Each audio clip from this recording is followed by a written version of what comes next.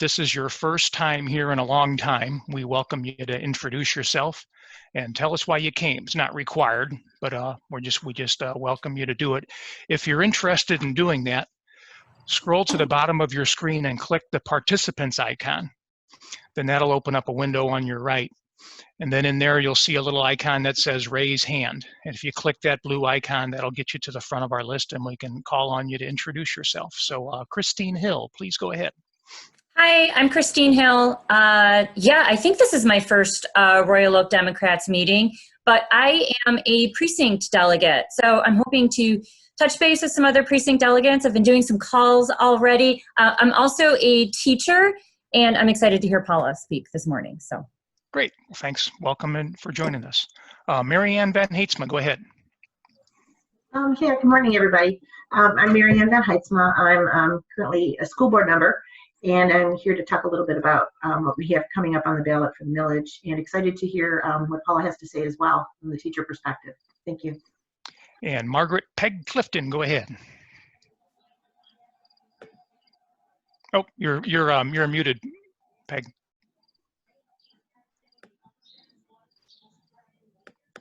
You're still muted. There you go. Sorry. Hi, I'm Peg Clifton. I live in Clawson. This is my first meeting. I just moved to Michigan in January. So I met Tom picking up signs, and he wrangled me into joining. And thanks for joining. I also recruited Margaret for the board. We're going to try to expand our presence in Clawson, so it'd be good to have Margaret's got a long history working in progressive politics on the East Coast. So welcome, Margaret. We're Virginia. Lucky to have you. Virginia. And Mike James, go ahead, please. You're muted, Mike. You need to unmute yourself. There it is. Okay, yes, I'm Mike James from Royal Oak, and been a longtime Democrat. Since I moved to Michigan, I seem to get involved every 4 years. So I want to get involved every year now instead of once every 4 years. Yeah, good for you. Yeah, welcome. Then anybody else interested in introducing yourself, you click that participants icon at the bottom of the screen. That opens up a window on the right, and then you can click that blue raise hand icon. But just to repeat, we welcome people. If this is your first time at one of our meetings or your first time here in a long time, we welcome you to introduce yourself. Hal Noonan, go ahead, please. Yes, hi there. I'm Hal Noonan. I live in Warren. I'm in Congressional District 9, and I see a lot of friends here. Thank you so much. I'm a school board trustee, and I'm a precinct delegate for Precinct 22 in Warren. Welcome, Hal. Renee Weiss-Stansel, go ahead, please. You're muted. There you go. Hi, I'm Renee. I am from Livonia and a precinct delegate as well. I'm the secretary for the 11th district, and that includes parts of Oakland and Wayne County. So just wanted to hop on and say hi and hear what's going on in Royal Oak. Oh, welcome, Renee. Thanks. Is there anybody else who'd like to introduce themselves? Alrighty, we'll close that part. Announcements, if you have any announcements, same thing, click that blue raise hand icon if you need to announce some event for the good of the group. I'll make one announcement. We sold a bunch of yard signs and our club made $1,725 from doing that. We're gonna get our next shipment of signs in Tuesday or Wednesday. And so I'll be sending out another email asking if anybody can volunteer to help deliver those signs. We'll do the same thing. We'll do it from my house. But if you help before to deliver those signs, thank you very much. And we'll need your help again on Tuesday or Wednesday, and we'll do it the same way we did before, try to get them all knocked out in the morning. Does anybody else have any announcements they need to make? If you Can I go again? Go ahead. Okay.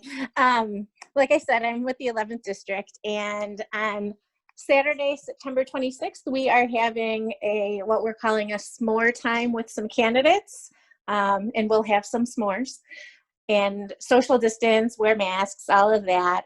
We have a number of candidates from Oakland County that will be there and from Wayne County that will be there. I can put the link in the chat, but just wanted to let everybody know they have an opportunity to meet with some other people and be socially distant. Alrighty. Thanks, Renee. Mary Ann Van Heidsma, go ahead. You're muted. There you go. Yeah, Tom, can I speak about the bond now, or do you want me to wait? Oh, wait, yeah, we'll have you right after our guest speaker. Okay, thank you. Does anybody else have any announcements like events or calendar events or anything like that? Okay, let's go ahead and hear from our guest speaker. Is Paula on the call yet?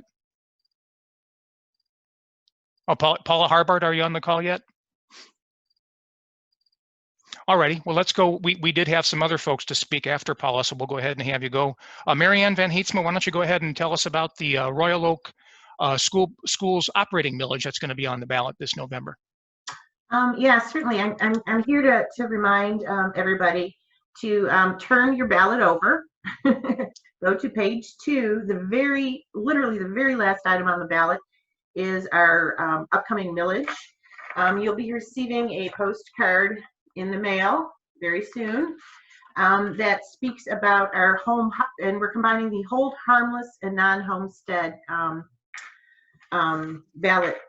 And that relates to approximately 46% of our operating budget funds. So it's pretty critical for the district to have those funds to continue the programs that we have. And so it's worth about $23 million to the school district. So it is obviously very critical.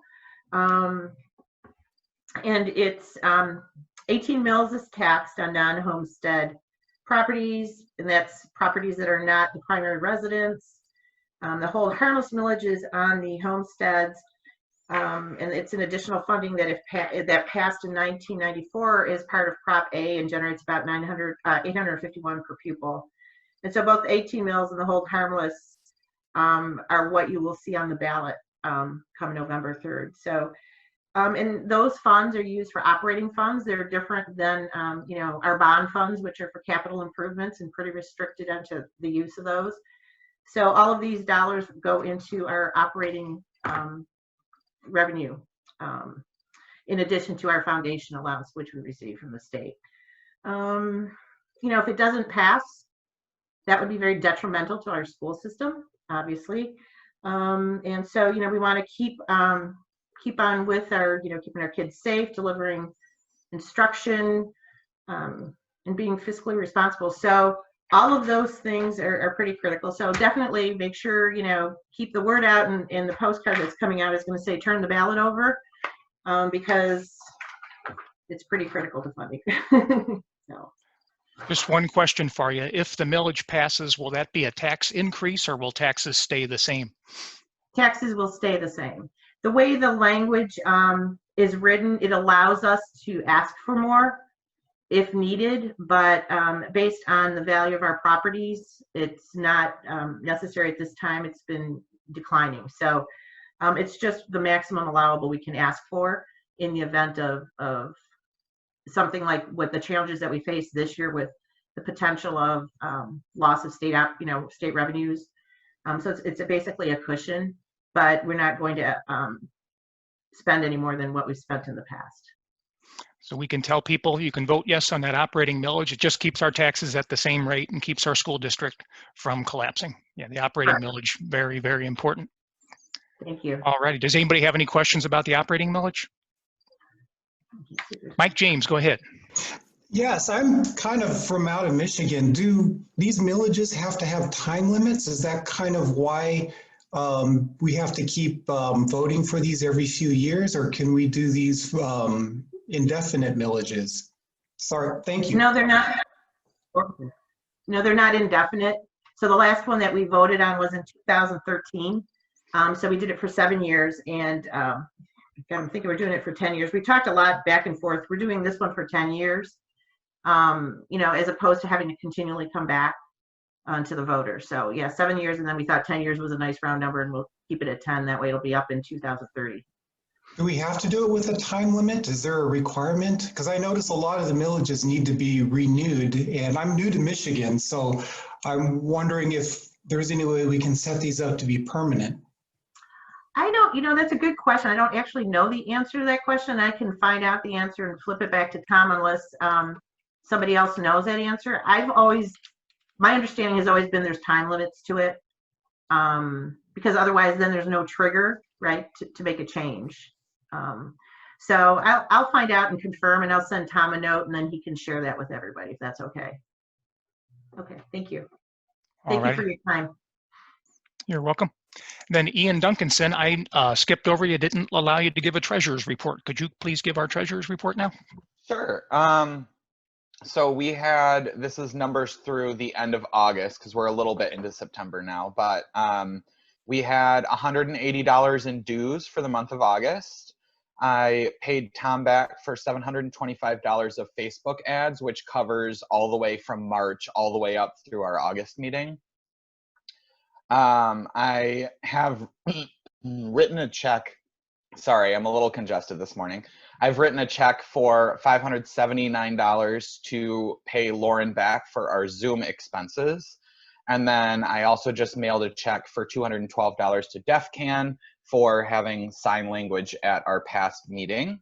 So our current total, accounting for all expenses and income, is $3,293.56.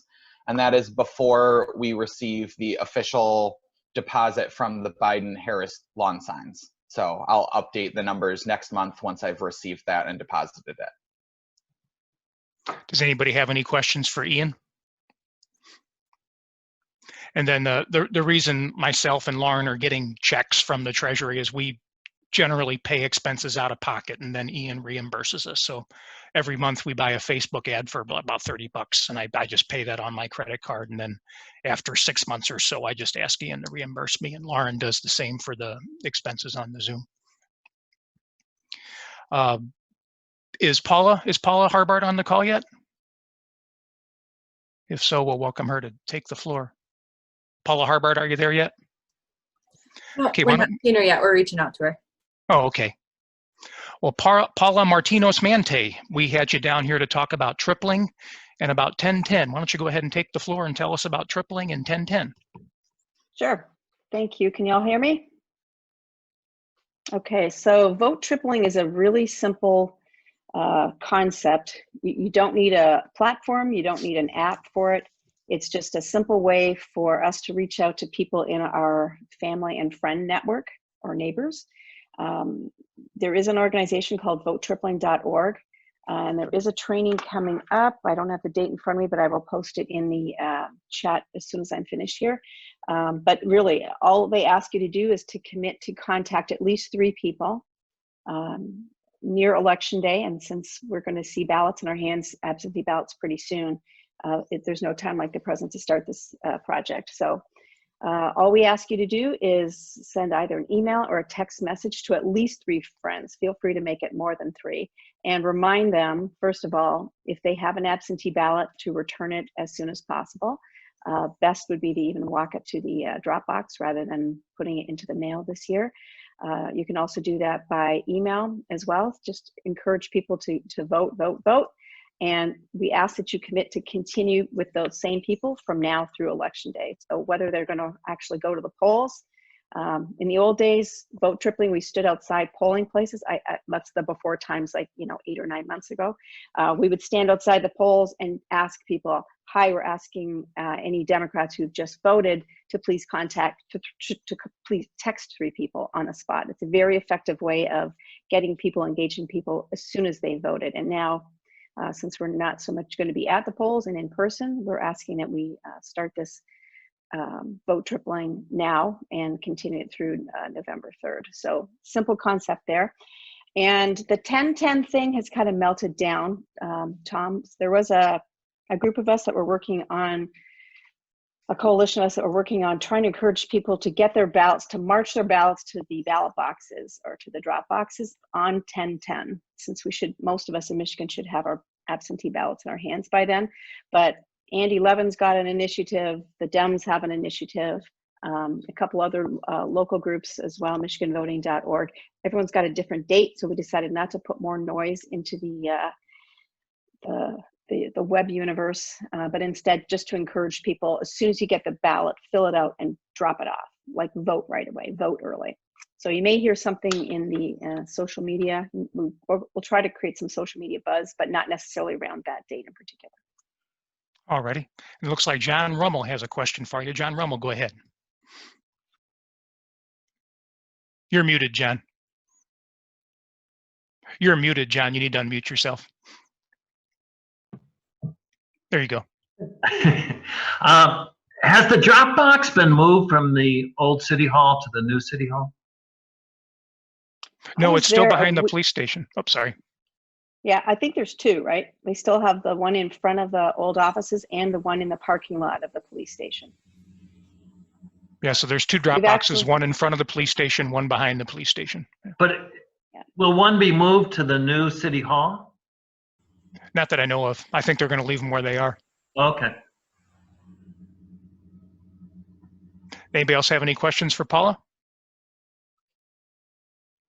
Let's hear from our guest speaker, Paula Herbart. Paula Herbart is president of the Michigan Education Association. That's, of course, the union that represents a lot of our public school teachers. They're having a heck of a time this fall. Everybody knows about the coronavirus and how difficult it's made teaching. And of course, the teachers union has a lot of other concerns beside that. But let's give a warm welcome to Paula Herbart, president of the Michigan Education Association. Take it away, Paula, please. Hi. Oh, Renee. Hi. MEA member. Great. So I am Paula Herbart. I'm the president of the Michigan Education Association. I was just elected to my second term, and I began my second term September 1st. So very excited to do that. MEA continues to represent approximately 120,000 members, both active and retired. We represent members in all 83 counties of the state.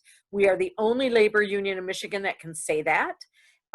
We are the largest education labor union, and we are the largest single labor union in the state of Michigan. The AFL-CIO is larger than MEA, but they represent, as you know, several different unions within the organization.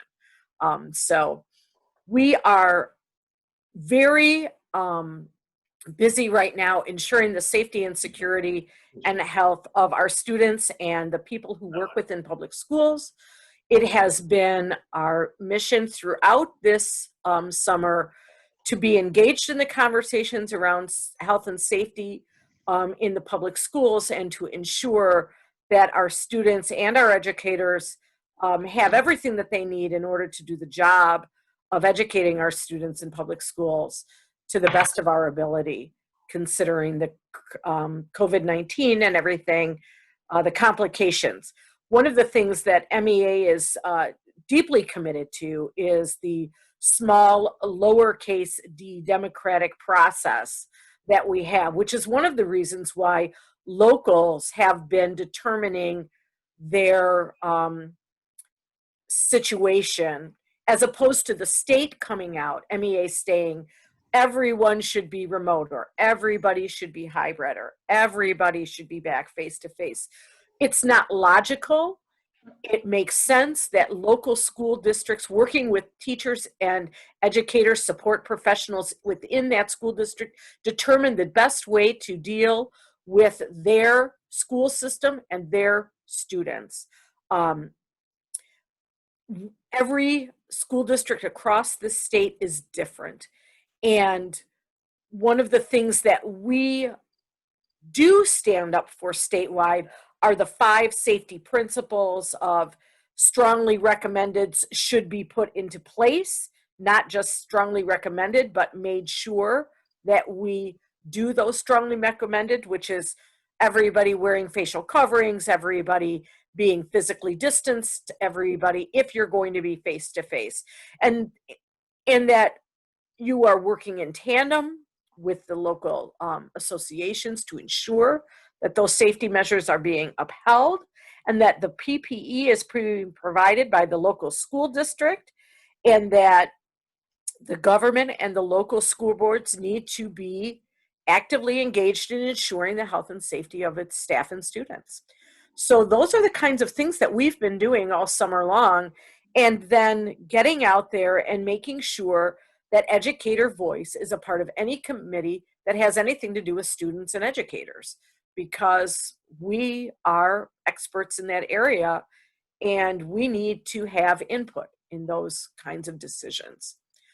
That has been my mantra since becoming the president in 2017. I have gone all across the state every year, meeting with local educators, whether they're education support professionals or whether they're certificated staff, in ensuring that I'm hearing real stories from educators in school buildings, so that when I'm asked by an elected official, when I'm asked by a school board member, a House of Representative member, a state or US senator, what educators think, that I can give them real examples. I've been out of the classroom now for almost 8.5 years. I was fortunate enough to be in the classroom 20 years. So one of the things that I have is a vast amount of experience. And I always tell my members, you get to say to me 8, and that means I've been out of the classroom 8 years. But I get to say to them 28, which means, but I've been doing this for 28 years. So it's a reminder for me that I'm not intimate with the classroom anymore like I was 8 years ago. But my experience in 28.5 years has given me a lot of perspective. And being an advocate for almost 35 years has given me a lot of perspective. Prior to being a public school educator, I was the director of a child care center for 5 years. So I have an early childhood endorsement, and so I understand the concerns of our youngest, most critical learners in a way that many K-12 educators don't have. So I'm grateful for that experience as well. And so now I'm happy to stand for some questions. That's a little bit about what we're at, and I'm happy. Tom, whatever you say or however we want to handle this, let me know. If you got a question for Paula, first, if you could go down to the bottom of your screen and click the participants icon, and that'll open up a window on the right. And then in that window, click the blue raise hand icon, and then we'll know you have a question for Paula. I guess I had a question for you, Paula. Sure. When you're dealing with school districts around the state, have you had to fight any of the administrators about anything? And if so, what have the fights been about around this coronavirus stuff? Well, you know, one of the things that where we have some concerns amongst members are when educators aren't following, when superintendents aren't following the science, they're following the pocketbook. So they're looking at, we can't afford to provide PPE for everyone, or we can't afford to have smaller class size in order to physically distance. And our response is, you need to do right by your community and by your staff. And it isn't just about our members. It really and truly is about the community at large. School districts uniquely serve communities in ways that have never been more brightly shown upon than in this pandemic, right? We feed children, we sometimes clothe children, we make sure families have safe havens for students, all of those kinds of things.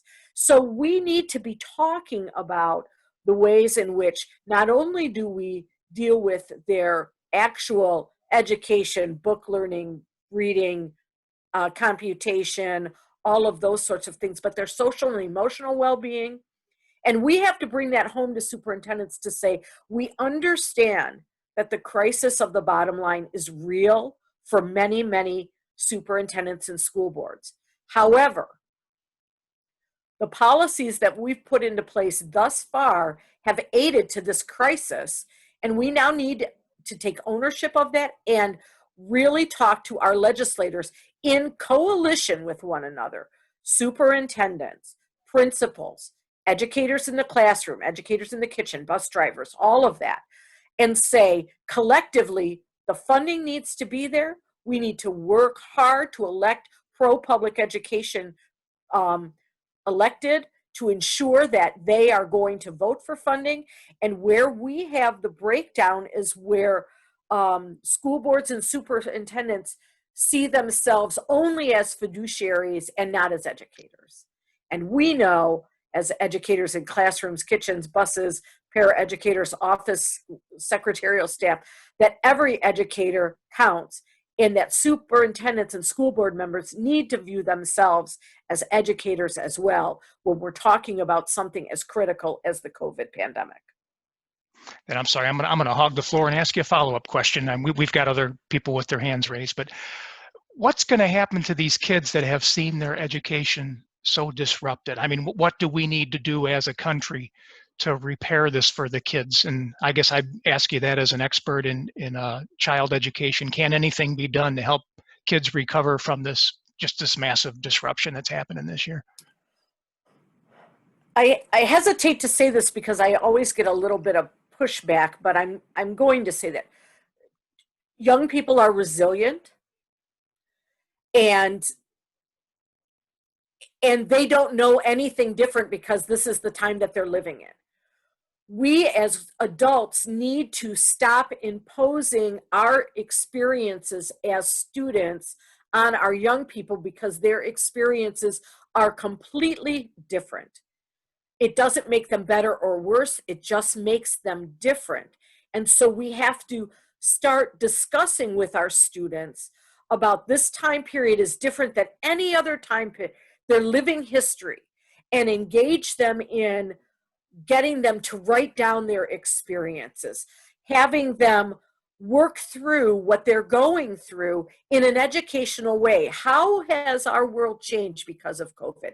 And use these as teachable moments to help them be able to speak to their emotions, their feelings towards what's happening to them, how they work through change. Because if young people can talk openly about what their experiences, their fears, their concerns, their hopes for the future, then we know that they will have a better chance of success because we're listening to their basic needs. We're getting them to open up about their feelings, getting them to feel comfortable with their change. We are right now, educators are like officers in a war zone that are deployed and nothing is for certain.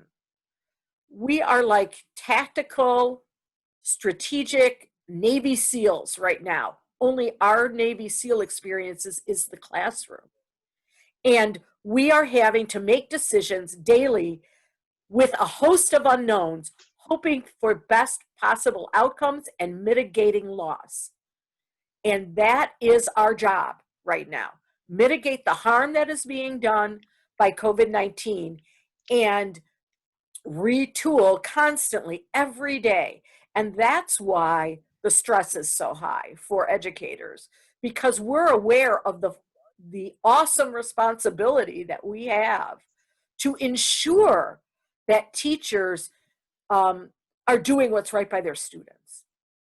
And so that is that the losses that students, quote unquote, will have are only known to us by what we received when we were their age.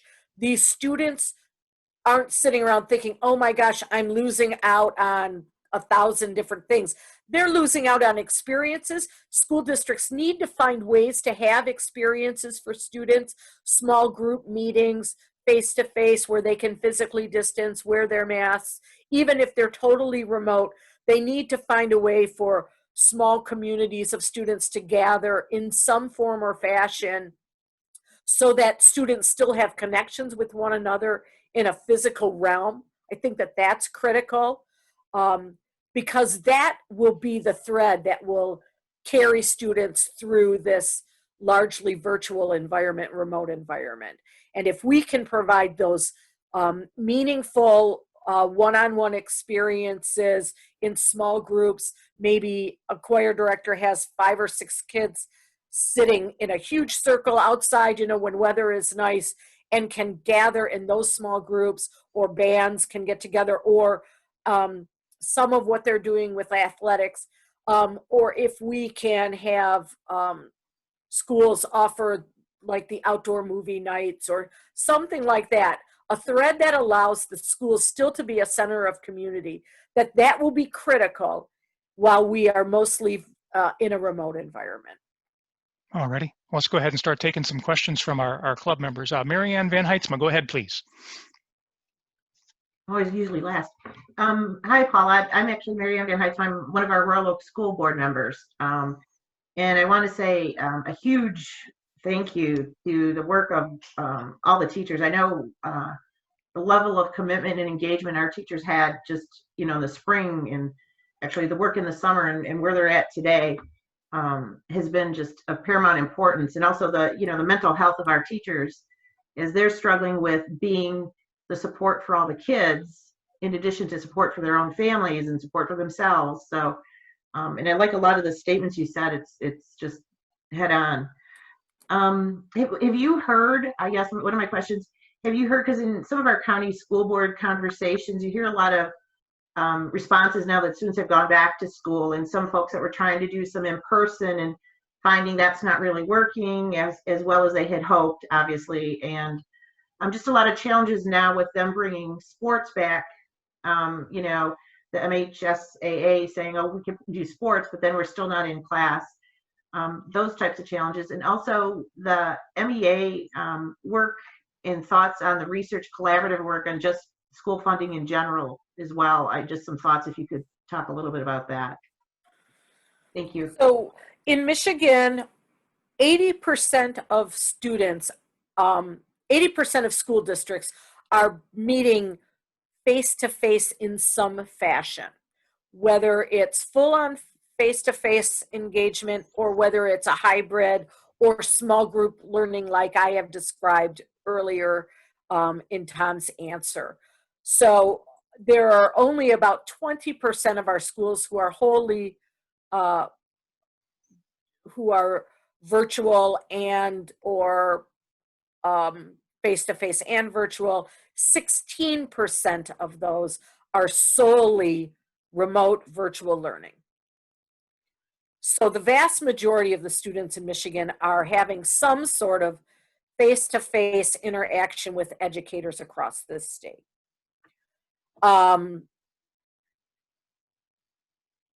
We see a greater, but I would say in the Tri-County area, that's where that 16% lies. That's where it's at, right? Our Tri-County area is where we're seeing most of our strictly remote learning, with good reason. So that's not a judgment. It's just what it is. Those numbers are just what they are. No judgment at all. With regard to the athletics, MSHAA, or the acronym that I can't think of, that was something that was the governor had, based on what she understood from science with Dr. Khaldun and all of that. Those are decisions that they made in consultation with one another, and I am not privy to any of that, how that decision was made. I know that communities have been hopeful that they could gather. The problem that comes into play isn't so much with the athletes or the athletics, it's with the spectators. So it's getting spectators to follow physical distancing guidelines and mask wearing protocol and all of that. That's where it seems to be where the rubber meets the road, Marianne. And then MEA is in support of the school finance research collaborative. MSU also did a study. Dr. David Arnson and Tanner Delpierre, who was his doctoral student at the time, did a school finance through the eyes of ed policy and economic. Michigan ranks 50th in the country for increased funding over the last 25 years. So we are below almost every other state when it comes to increasing funding over time in the last 25 years. That is devastating to me. That is my whole career as an educator in public schools. I have seen nothing but dips and a little climb up, large dip, little climb up. We have still not come out of the drastic cuts that happened at the beginning of Governor Snyder's leadership. We have come up some. We are still not fully whole from those cuts from now it's almost 12 years ago. So that's devastating. And it shows in the way our educators, our young people are choosing to become educators. It shows in how people are willing to stay in the classroom or stay in public schools. Of course, you know, it happened right as Race to the Top happened as well. And No Child Left Behind. These were all confluences of scenarios that really hit Michigan quite hard. And we're seeing it now come to bear with the critical funding needs that we have in Michigan schools during this crisis. So. Okay, now Mike James has a question for you. Mike James, go ahead, please. You need to unmute yourself. I wrote it down here. Paula, thank you for speaking today. I was really, first of all, I was really impressed with your point about how resilient kids are. And while you were saying that, I recall meeting former kids, one who was a very successful adult who grew up in a Mao re-education camp, and some other former kids who grew up running from North Korea during the Korean War, also successful adults. I mean, our situation's not that bad, but yeah, kids are resilient, and I think that's a really, really good point. Even though they may not be educated exactly the way we were, they will get through. Lastly, as a lot of my family were CTA union members, California Teachers Associations, about half of them.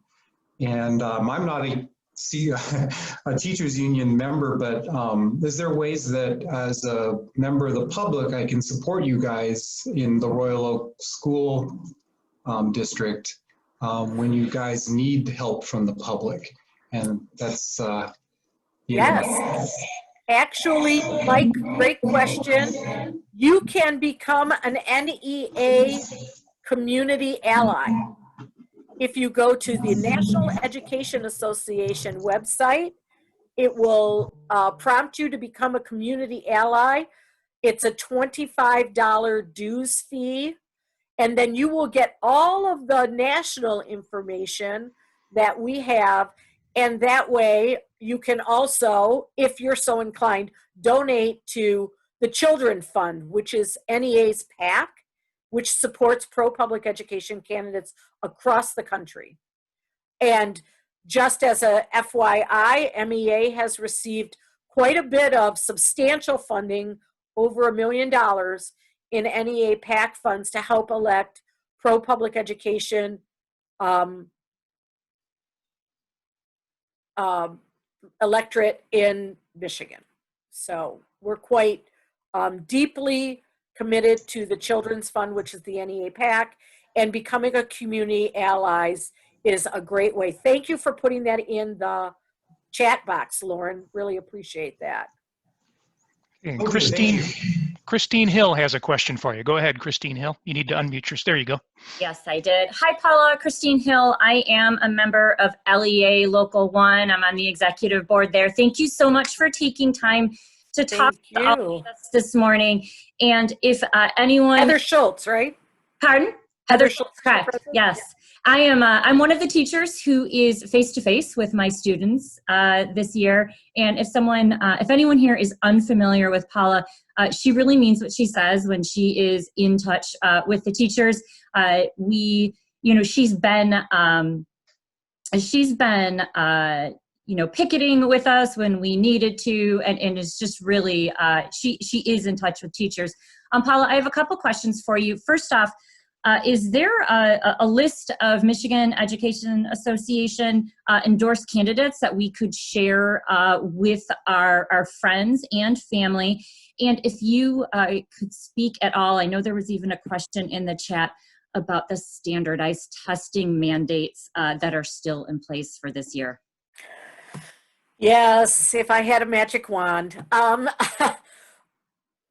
There will be a kicker card with MEA recommended candidates across the state that you can share, but we have not made our final recommendations. As a matter of fact, right now, today, this morning, I had to leave our statewide screening and recommendation interviews to do this event.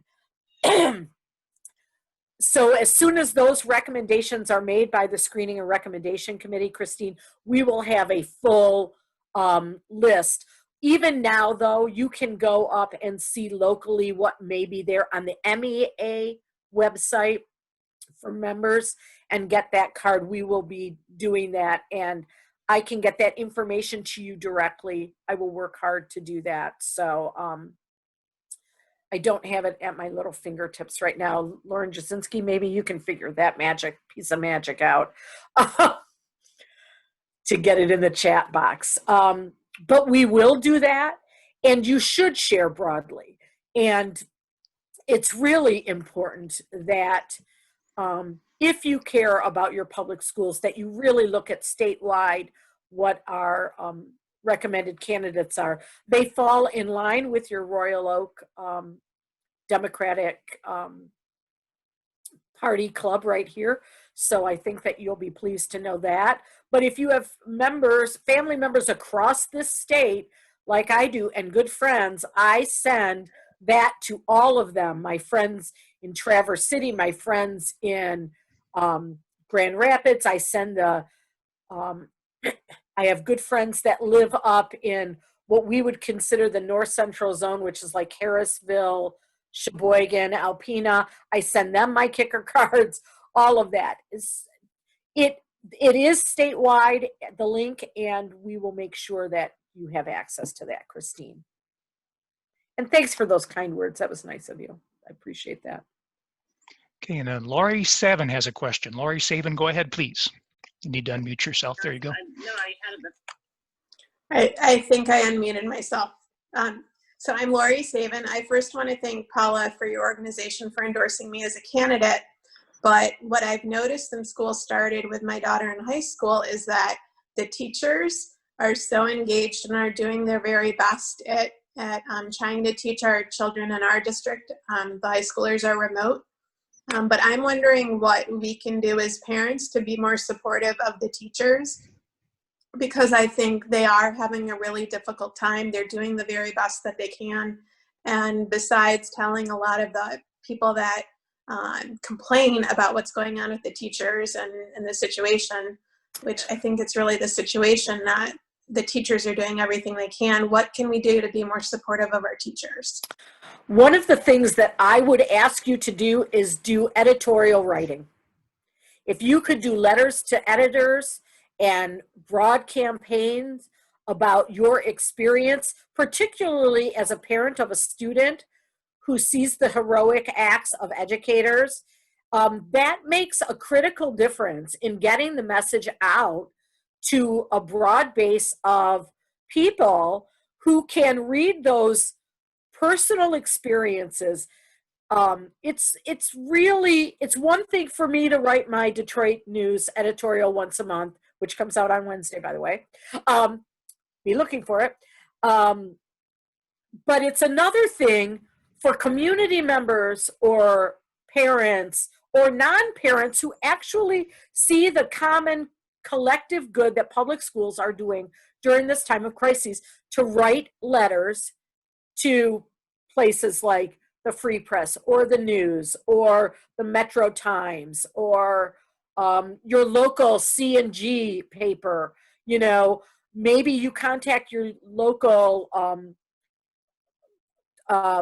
neighborhood newspaper and say, I would love for you to feature this educator. I would love for you to. They're looking for ideas during this time. And if we can provide them the material that we know sends the message that we believe in, that is going to be the most beneficial way to do that. And then if you belong in other clubs, if you belong to a Rotary Club or an economic club or a chamber of commerce or anything like that, that you are asked to be a speaker to talk about your experiences with your great public schools, those are the places that we don't think about all the time in promoting what public schools are doing for our students and for our community at large. All righty. Thank you. I really appreciate that, Paula. Yes. Thanks, Laurie. And Tim Chikorsky has a question for you. Tim, go ahead, please. Good morning, President Herbart. Thank you so much for being with us today. I am very proud of my MEA endorsement. And my question is about the teachers. What is the union? It's not a brief answer at all, I'm sure, but What is the union doing to with their mental health? I'm sure we all know it's a crazy time for everybody, and especially the teachers. What kind of things is the union providing the membership?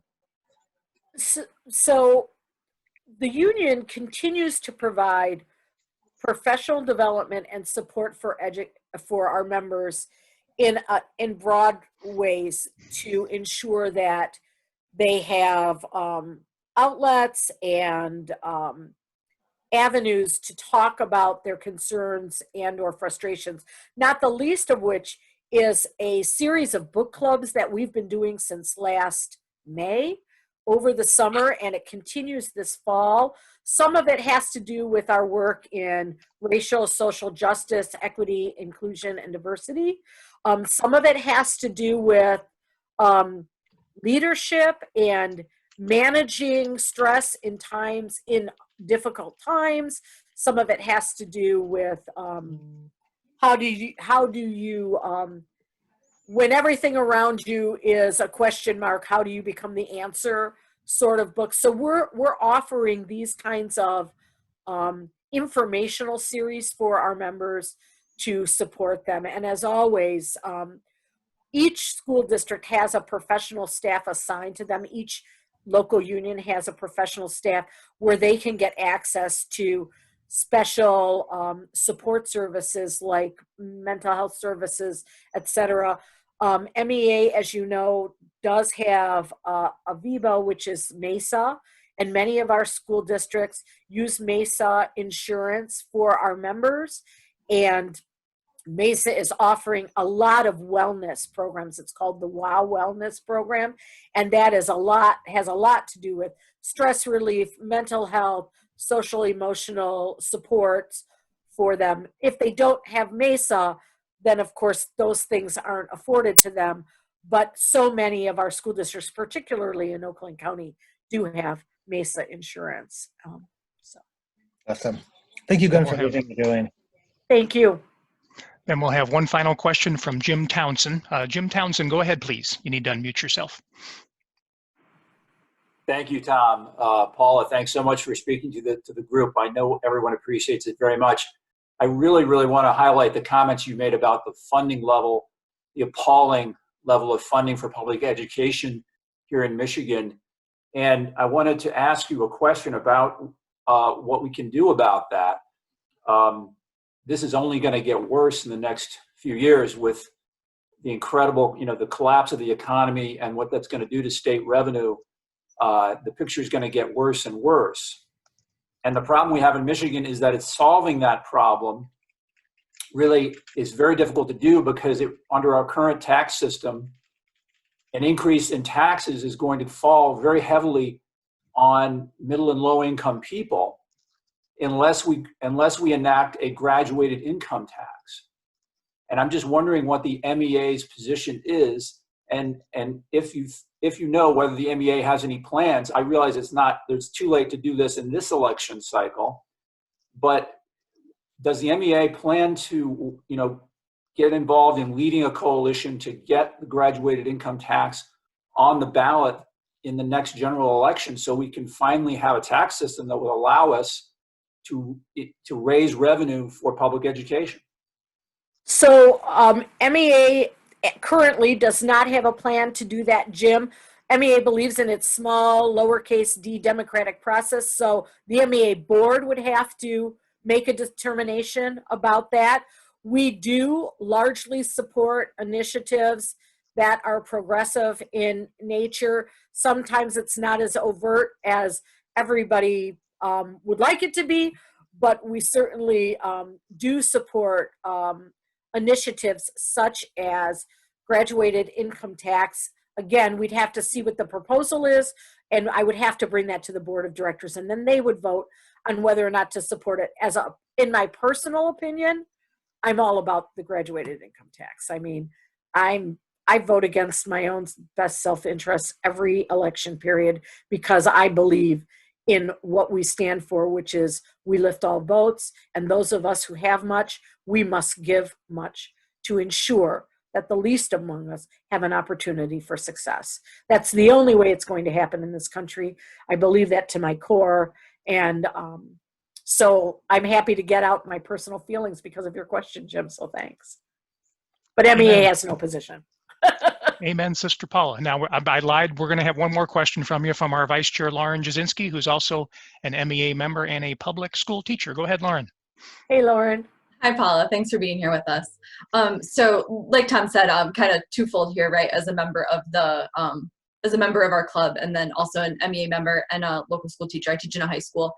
Our building did decide to go back in person, and I think one of the things that's worrying me and stressing me the most is the division that I see. That the way that this whole situation has pitted teachers against each other based on personal feelings, districts against each other about what we're able to offer, parents against teachers. You know, we were heroes in the spring, and we're all lazy and not doing our jobs now that some people are remote. Is there any practical, tangible things that the MEA is going to do to help us repair some of those relationships? So the first thing I would say is you need to bring that to light in an MEA format. So talking with your union president and talking with your UNISERV director, your executive director, about your concerns about that. So that I certainly have written it down here. And I will bring that to the board. We meet in October, and I will talk about that as a discussion item, Lauren. But because, and statewide, we know that this has been divisive, and there have been not only locally but statewide. I mean, MEA's gotten hammered for its position about saying that things should be done locally. I mean, there are fervent believers that MEA should have come out with a statewide statement regarding whether or not we should return. The board directed me, and I fundamentally agree that we need to keep it local. But it doesn't make it easy for locals, right? That makes it hard for locals, because what everybody would like to do, and this is as blunt as, you know, anybody who knows me knows this is my modus operandi. You know, people don't want to take ownership. They want somebody to blame. And so they'd rather be me get the shitty emails than you get the shitty emails, right? So that's the problem. Well, believe me, I've gotten my share of really awful emails from members across the state about MEA's position.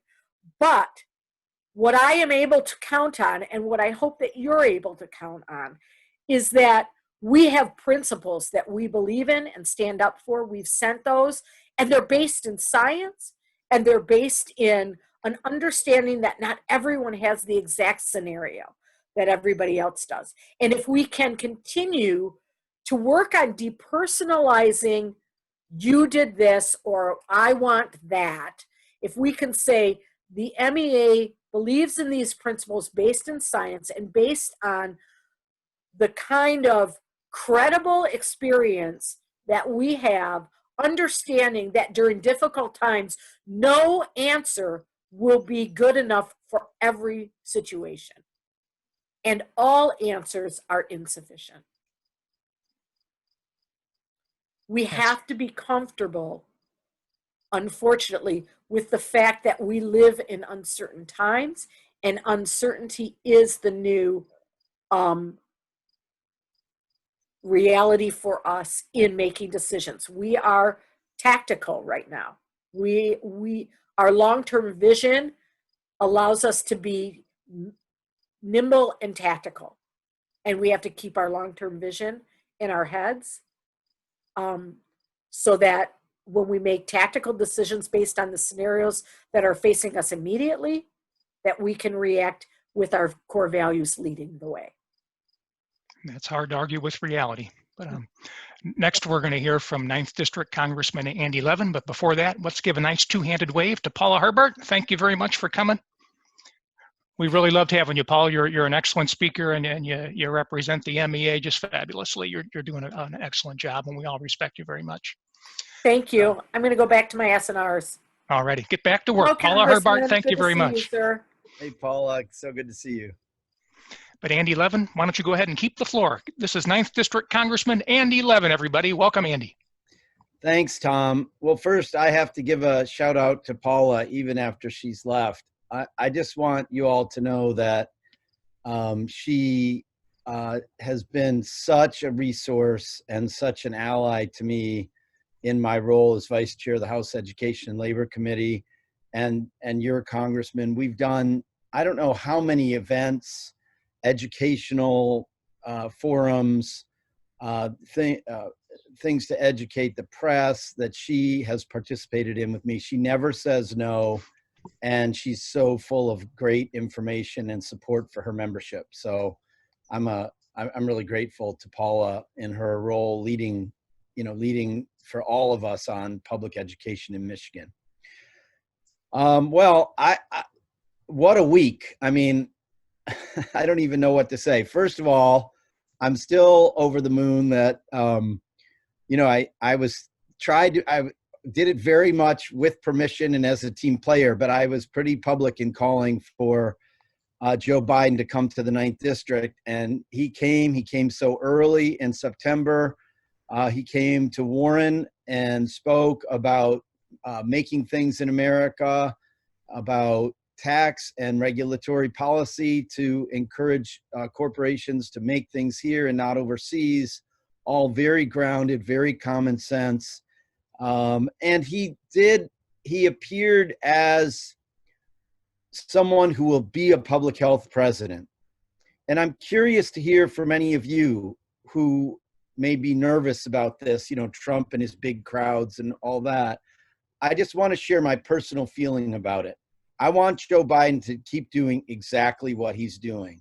I want him in everything he does to show that he understands science, he understands the seriousness of the pandemic, that he's not playing politics with it, and that when he's president, he will do everything in his power to bring this virus under control and allow us to get much more back to normal, because we will produce everything we need in this country for testing, for treatment, and for protection. We'll have a national systematic program of masking, of testing, of contact tracing and supported isolation, and we'll get the reproduction rate of the virus way down, and then we'll be able to identify any outbreaks by case investigation and contact tracing, kind of like what all the other countries in the world are doing, who are doing like a way better job than us. From, New Zealand to South Korea to Germany to, all over the world. So I was really thrilled to have Joe Biden here, and he's going to come back to Michigan, and Kamala's going to come to Michigan, and other surrogates, perhaps one or both of the Obamas and other surrogates will be coming to Michigan. There's going to be no ignoring Michigan and Wisconsin and Pennsylvania. And I'm really excited about that. Anyway, so he comes here this week. Trump does his typical stuff of masses of people, unmasked, close together, spewing just outright lies, making stuff up. And then Bob Woodward catches him this week in astounding statements that, and if you didn't actually listen to it or watch it, I really encourage you, take a couple minutes, find the, first report on NPR or whatever on TV and actually listen, because Bob Woodward, I mean, it's kind of genius. Donald Trump says, I've got a dinosaur on my roof and it just breathed fire and, burned the next building. And Bob Woodward's like, wow, gee, Mr. President. Mm-hmm. He doesn't say you're an idiot. He doesn't say, are you kidding me? You just incriminated yourself. He just keeps him flowing. And I guess it's the ego, like Bob Woodward is the numero uno guy you want to interview you or something. His ego made him reveal that he knew this was an aerosolized virus that passes easily, that he knew it was way deadlier than any flu. On and on. And then, compared with his public statements, it's treasonous, really, is what it is. But in any event, it's horrible. And then this week, the Senate failed to pass even its skinny relief package really more like emaciated and insulting to the American people. And, you know, we passed the HEROES Act on May 15th, going on 4 months ago now. And we've expressed our willingness to negotiate like big time and meet the Senate in the middle. And they just aren't serious about this. And I don't know what is worse, the Senate just never acting and the president never acting, and all the pain that's going to inflicting on the American people, unemployed people, parents who have no child care, families waiting for another check, anybody who rents, anybody who has a mortgage. All, you know, the HEROES Act has helped for people across, you know, schools, public education, state budgets, local budgets, all of that. I don't know whether it's, you know, it's worse. It is worse not to do anything. But on the other hand, then they're like teeing it up for the American people. I mean, clearly the Democratic Party has come out there and said, we want to help the unemployed, the homeless, renters, homeowners, every family, including immigrants and undocumented immigrants and so forth. And the Republicans, I guess, just you're just on your own. And that tees it up, you know, for this election. I want to mention one other thing that happened that I assume maybe nobody would know about, but you know, you're stuck with me as your congressman. So every time I see it, it's got to be about workers' rights. The Trump National Labor Relations Board is violating workers' rights every week in ways that get no attention. Here's the latest. The regional director up in northern Wisconsin, who has jurisdiction over the UP, ruled after very careful investigation that a bunch of healthcare workers in, so I don't know if it's Menominee or somewhere in the UP near Wisconsin, should have an electronic vote. All right. And, you know, this is the case rate in Wisconsin. This is the case rate in Michigan. This is the case rate in the community. Who are the workers? They're nurses. You know, they're frontline healthcare workers. Should they go in and vote in person? What if some of them are positive and they can't go in? Are they disenfranchised? Most obvious case you could dream up for having an electronic election. The National Labor Relations Board overruled the regional director and said, we're not allowing any electronic elections, just to frustrate people to have the freedom to make a decision about whether or not to have a union, and to join into the Trump administration's head in the sand attitude about this virus. So I have a bill called the Safe Workers Act to require the NLRB to allow to institute electronic voting within 60 days. And if they can't stand up their own system, they can borrow the National Mediation Board's system, which has been working great for 13, 15 years. Not one hint of fraud or one hint of problems ever. And let's get into the 21st century. But so on small things and big, this administration how done are we with this administration? I mean, how done are we? So 52 days until November 3rd, but take off 14 days, because my mantra is I want to have beaten Trump. I want to have taken back the Michigan Supreme Court for the first time since when? I don't even remember. I want to have flipped the Michigan House of Representatives by 10/20/2020. Why wait around till Election Day? I want to help everybody vote safely by 10/20/2020, which is 2 Tuesdays before the election. All the clerks are supposed to have the ballots out by about September 24th. So everybody should have it in hand or be able to get one by about October 1st. It gives us 3 weeks to help every Democratic voter we can suss out to vote by mail. And if they put it in the mail 2 full weeks before the election, no problem. And Jocelyn Benson is saying that's when she's comfortable, confident that if people do it, that's good. Or how about some contactless voting? Put it in a drop box that the Royal Oak City clerk has. How many drop boxes did you have in the primary, Tom? And do you know, will there be drop boxes? 2, 3? Tim, I can't see how many figures you all have. 2. Okay, so hey, go drop it in the drop box. Or third way, go vote at your city clerk. during office hours, a quiet Monday morning, a quiet Thursday afternoon, no lines, no crowds, safe. So let's get everybody to vote early. And it's all about relational organizing for us. We're about, as you know, I'm obsessed with my precinct delegate program. The outcome of that for this August 4th was we increased the number of precinct delegates elected despite the pandemic by half. And 54% of all precinct delegates now in the 9th District of Michigan, both Macomb and Oakland, are new people. Yesterday, or someday, I lose track. I was on the Southeast Oakland Dem Club, and half the people on the Zoom were new precinct delegates. I was like, okay, that's it. This meeting is a total success. I don't care what happens. And they had so much energy. You know, they were bringing it. So I'm very excited. And no let up, friends. You may think I'm going to stop obsessing about this and stop bugging everybody about it. But no, you know, some of you who ran are getting the precinct delegate lapel pins that we made, Union made. Well, guess what?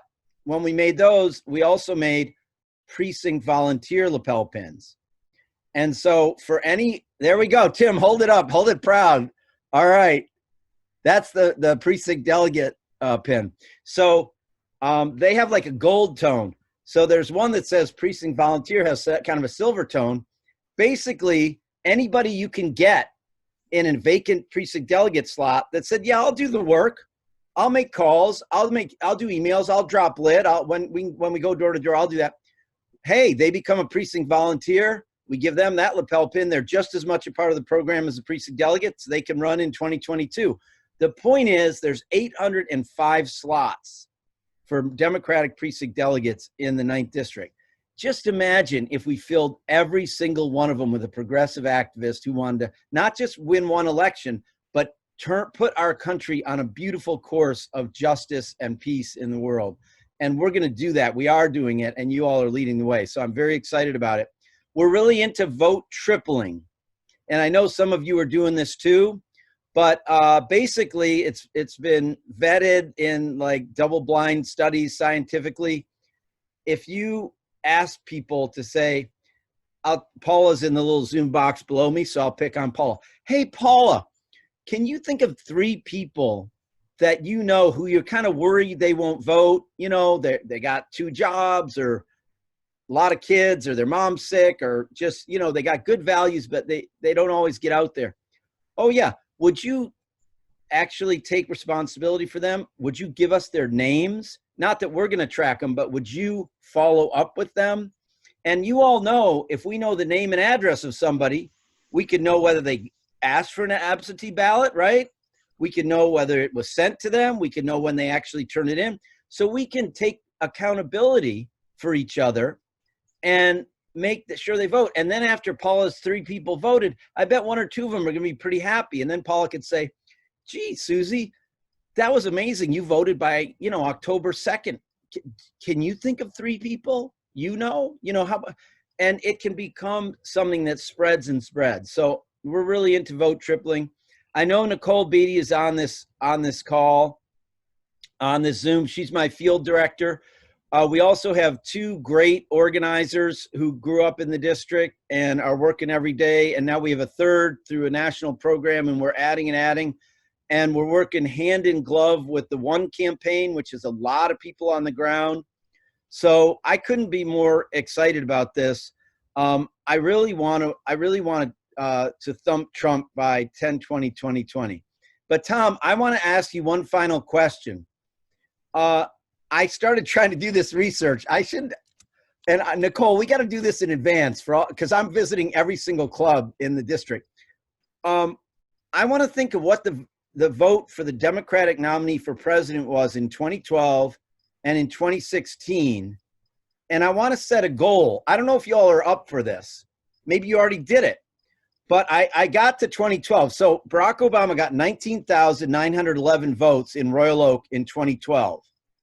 Tom, you probably know this, but how many did Hillary Clinton get in 2016? And how many do we want to take responsibility for as Royal Oak that Joe Biden will get this many votes, and that's our contribution to him becoming the next president of the United States. Does that make sense, or is that like a fun thing to do or annoying? Or I'm really into this. So what do you think? That's my little idea. I think that's a good idea. Set a numeric goal, what turnout we want in Royal Oak. We have not done that or discussed it, but yeah, we can do that. We'll definitely do that. All right, and I'll come out and then you can give me an assignment.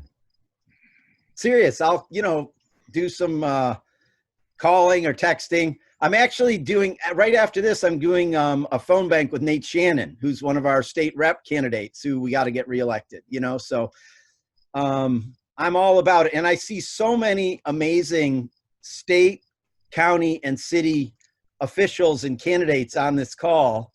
And I just want to express to everybody, how sad I am that we're in these damn Zoom boxes. But you know what? I mean, we get this one precious life. We get stuff thrown at us. And we're sitting here in this pandemic facing what I think is, it's not like just like the biggest election in our lifetime and all that. I literally think if we do our job, we can put 2020 into the history books as a pivotal time in our country. Not just like goes from Republicans to Democrats. I'm talking about one of those rare times when our country shifts course fundamentally, like 1932 in a good direction, 1980 in a very bad direction. And I'm positing to you all that we're still kind of living in Ronald Reagan's America in a lot of ways. So few people in unions. So look what Jim was talking about earlier about we don't have any graduated income tax in this dang state. And education funding is so inequitable. I'm talking about a big historic shift where we, begin to change all of that. That's what's at stake right now. So Zoom or no Zoom, pandemic or no pandemic, we're just going to organize the heck out of this and have a fundamental shift in direction in our country. That's what I'm up for. So Tom, give me an assignment after you figure it out. All righty, we'll my do. share. And for right now, we got one question for you from Joanne Brown. Joanne Brown, why don't you unmute yourself and go ahead? Or can you unmute Joanne for her, Lauren? If you're talking, we can't hear you, Joanne. Oh, well. Can you hear me now? There we go. Go ahead, Joanne. Okay. About the Bob Woodward book. This Sunday on 60 Minutes, they are going to interview him, and I think it would be enlightening for everyone to watch it. It's on CBS. Thanks, Joanne. You're welcome. Great. And let's give a warm welcome to a warm thank you to our Congressman Andy Levin, a two-handed wave. Thank you very much, Andy Levin. We will get back with you to your assignment very quickly. All right, thanks. Take care, Thanks for everybody. joining us. All righty. All right. Now we're at our Democratic Party report section of the meeting. Paul Weil, did you have a report to give about precinct delegates? Well, actually, I didn't really put together any report, but I would like to mention, and Andy did make a little mention of it, his campaign is putting together some door hangers, and precinct delegates are, there's a strong interest in distributing door hangers. So something that's coming about. And then another thing that's coming about, I just got an email this morning from the Democratic precinct delegates of Oakland County about having access to WAVE and doing the AV chase. So another thing that's going to be taking place real shortly. So look for more details to come very soon on both. And then lastly, there's been several of us who've been putting together a little door hanger as well. So that's something that we have to pay for. So whether we want to do, the 11 campaign door hanger and our door hanger, or just 11 campaign, or just whatever. But anyway, there's going to be some lit to be able to drop off, and another way in which to engage voters through this absentee voter chase, or follow up, see if they voted, and bug them and make sure they voted. And this is very important because in the primary there were 20% of the voters who got an absentee ballot who did not turn it in. So if we can utilize this tool to make sure everybody who gets an absentee ballot turns it in, then we will succeed in getting more people to vote. So look for more details. I'm going to be sending an email to all the precinct delegates probably the end of next week on these issues. And Paul, please put your contact information in the chat. And if anybody's not a precinct delegate and they're interested in helping, they can contact you. Sure. Okay, will do. Thanks, Tom. Are there any other Democratic Party reports, 9th District or Oakland County or so on? Let's go right with our elected officials reports. If you're an elected official and you'd like to give an elected official report, if you could please click that raise hand icon, and then we can call on you. Oakland County Water Commissioner Jim Nash, go ahead, please. You need to unmute yourself. Well, fantastic. I appreciate the opportunity. Jim Townsend and Andy both mentioned the taxes and how we're kind of living in Reagan's America still, and I absolutely couldn't agree more. The taxes that he put in place and the Republicans have been pushing ever since is less on wealth and more on everybody else, and that's where we are. And that's why we can't have any nice things, because we can't afford it anymore. We're letting the wealthy keep it, and under the theory that, oh, well, they'll trickle down to us. They'll give it to us. That's what rich people do, is they give money to other people because that's just the kindness of their hearts. But that's not reality. Anyway, flooding has been happening again. We had another one of those micro storms that went through our area. These are the kind of things that climate change is bringing.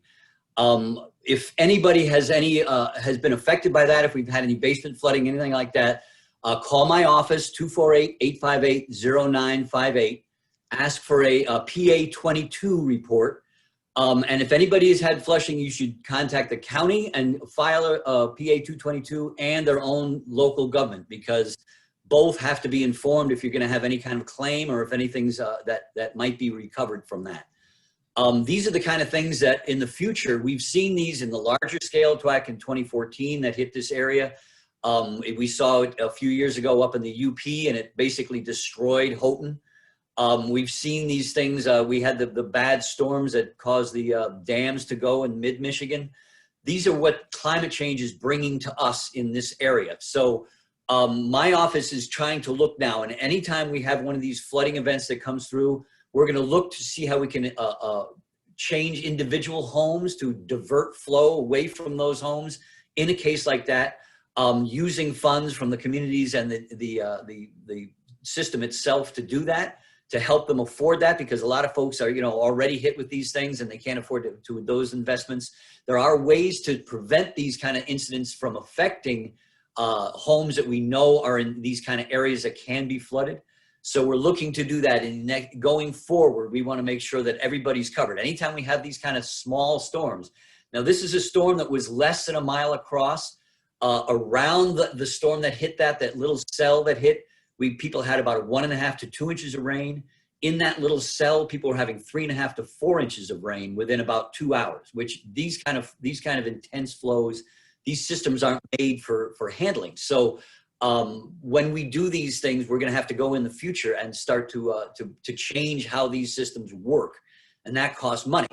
Part of what we're doing and all the things that affect us, whether it's the green ooze on 696 or the PFAS, the effect of those, have been because for years and literally decades in the federal government, we've seen cuts to the EPA, to all the things that help us afford to fix these problems. In Michigan, we've had the gerrymandering that has brought us a Republican legislature for 20 years that has fought tooth and nail to not fund schools and roads and infrastructure, all the things that we need to fund if we're going to be able to afford to have the society that we need to have. And if we can't afford those things through the federal and state governments, then ratepayers end up paying for it, and then we end up being unaffordable water systems. So these are the kind of things that we have to protect, and that I've been working on all these years, and I want to continue working on. Part of that, and we've mentioned it too, when we talk about education, My office does watershed festivals for third and fourth graders. I'm sorry, fourth and fifth graders across Oakland County. We do about 3,000 kids a year, educating them about the environment, about protecting water, all those things. This year, we were going to have our first Blue Planet jobs in high schools around Oakland County. Unfortunately, COVID came in and we had to cancel it. Actually, 2 weeks before our first event was going to happen. But reaching out to these new generation of kids in high school, in college, in earlier in their careers, these folks are focused on what they want to do, and climate and environmental protection is one of those major things. And I'm seeing this new generation coming up that are really dedicated to it, that have worked through their schools, through their colleges, and into their careers to make sure that we're doing the right thing. And if we're not helping them do that, if we're not bringing them up and helping them get these kind of things done, then we're failing them. And they're the ones that are going to have to change the things that my generation has left them. And I've fought against that in my generation. A lot of the people here have. But we voted for Reagan. We voted for Bush. We voted for these things that have happened. Unfortunately, too many of my generation voted for Trump.